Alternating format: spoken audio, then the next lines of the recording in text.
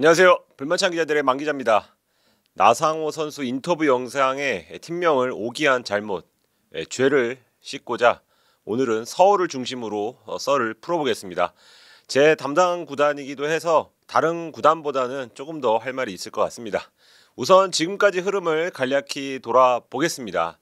네, 서울의 이적 시장 초반 컨셉은 공백 메우기입니다.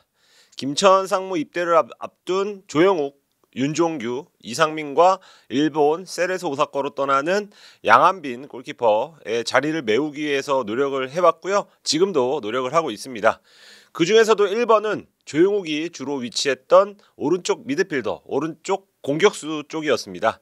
이를 위해서 직접 선수 확인차 직원이 북유럽 스웨덴으로 날아갔고요. 스웨덴 일부 예테보리에서 뛰던 호삼 아이에시 호삼으로 하겠습니다. 이 호삼을 FA로 영입을 했고 발표만 남겨두고 있습니다. 오히려 오늘 임상엽, 이시영 그리고 박수일 선수가 먼저 오피셜이 떴더라고요. 아마 국내 귀국 시점 때문에 조금 연기를 하는 것 같습니다. 호삼이 이제 스웨덴에서 태어나서 줄곧 스웨덴 리그에서 뛰었고 스웨덴 국가대표로도 뛴 이력이 있지만 올해는 이제 부모 출신으로 인해서 시리아 대표팀을 택했습니다. 그래서 2월이었죠. 벤투호와의 월드컵 예선에 나선 적이 있고 그 경기가 바로 국대 데뷔전이었습니다. 시즌당 2골에서 3골, 득점 수는 많지 않지만 저돌적인 돌파를 장착한 선수로 알려졌습니다. 축구계 평판이 괜찮더라고요. 네, 오른쪽 공격은 서울의 계속된 고민이었잖아요. 조용욱 공백이 적지 않을 것으로 보이고 강성진이 20세 월드컵부터 뭐 아시안 게임까지 연령별 대회에 내년에 좀 많이 차출될 것으로 보이거든요. 그런 상황이라 호삼의 역할이 중요하다고 말씀드릴 수 있습니다. 서울은 기존의 일류첸코와 나상호가 버티는 상황에서 공격진의 추가 보강을 꾀하고 있습니다. 보도가 나온 대로 뭐 포항 베테랑 임상엽 선수 영입을 했죠. 그리고 임상엽 전에 사실 그 전역한 몸짱 선수에 관심이 있었지만 이정료가 걸림돌이었습니다. 선수 플러스 이정료도 거론이 됐었지만 협상이 이루어지지 않았습니다.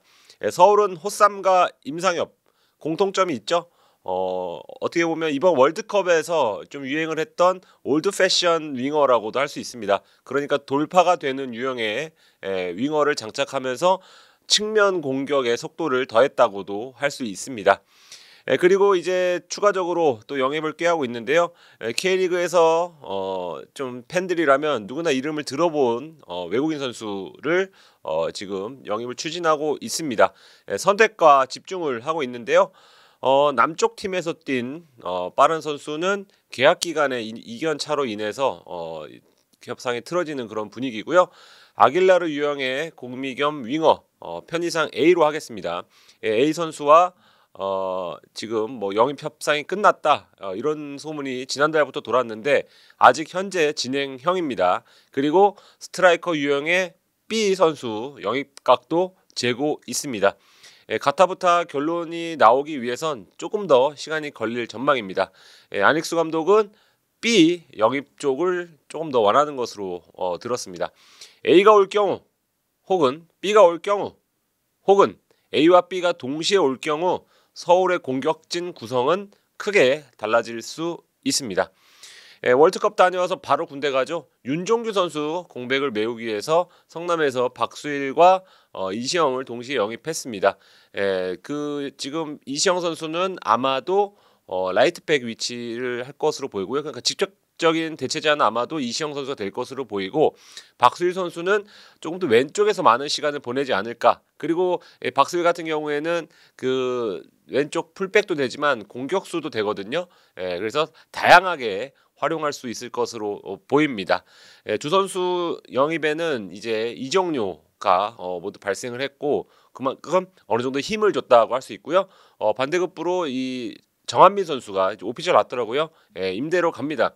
완전 이적 옵션도 포함된 것으로 알고 있습니다. 센터백 이상민이 빠진 자리를 두고 국대급부터 이상민 케이스처럼 2부 리그에서 뛰는 가성비 좋은 수비수까지 여러 선수가 하마평에 오르고 있습니다. 근데 오스마르와 이한범이 있기 때문에 사실상 3번 내지는 4번 센터백으로 분류할 수 있거든요. 그래서 아주 큰 돈을 들일 것 같지 않습니다. 요 몇 년 새 K리그의 지금 센터백 기근 현상이 좀 두드러지고 있는데요. 여러모로 최근에 뭐 뚜렷하게 서울과 링크된 수비수는 딱히 없는 것으로 좀 보여집니다.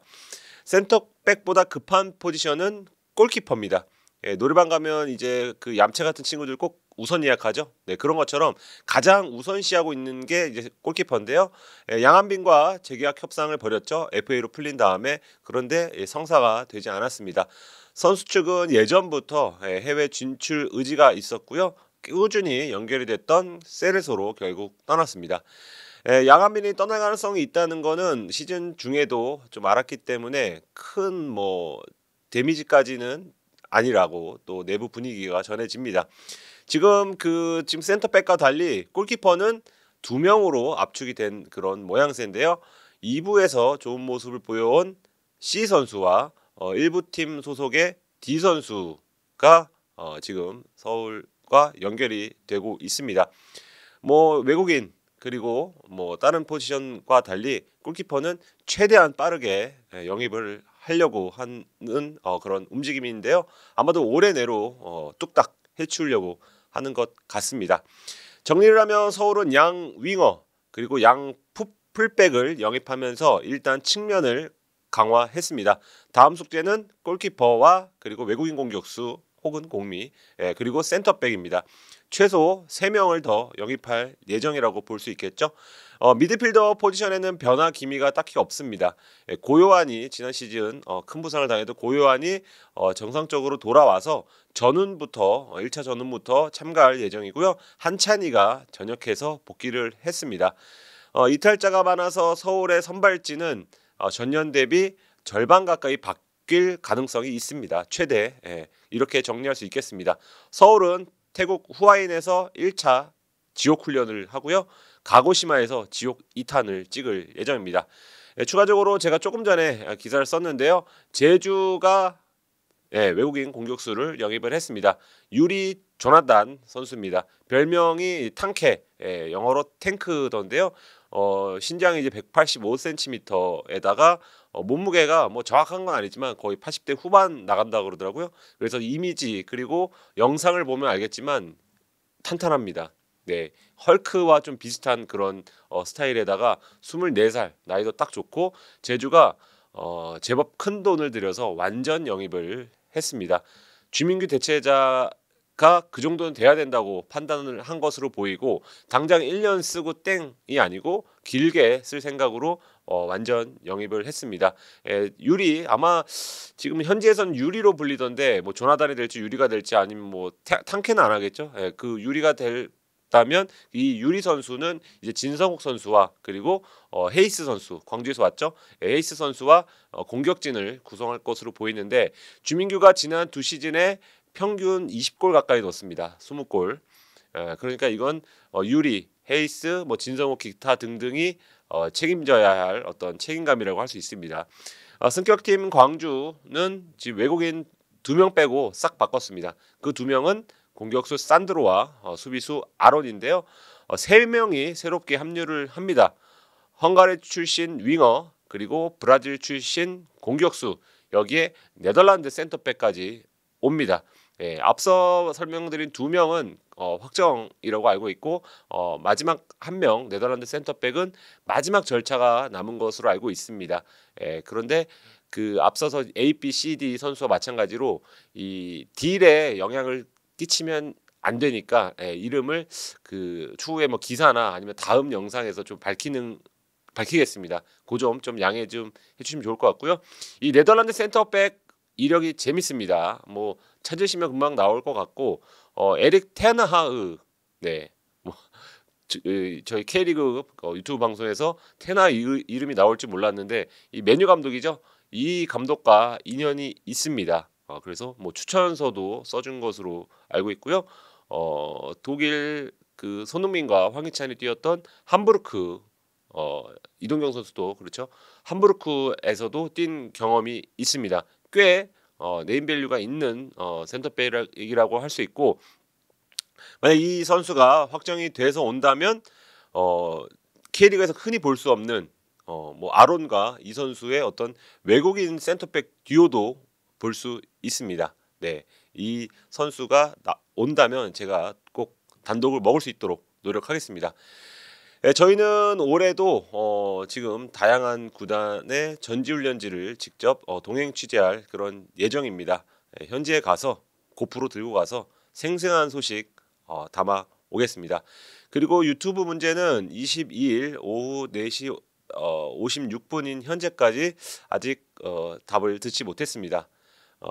지금 시간이 지나면서 저희 멤버십 회원님들께 계속 죄송한 시간이 지금 꽤 많이 지났는데 답이 오는 대로 멤버십 회원님들 피해가 가지 않도록 최대한 조속히 처리를 하겠습니다.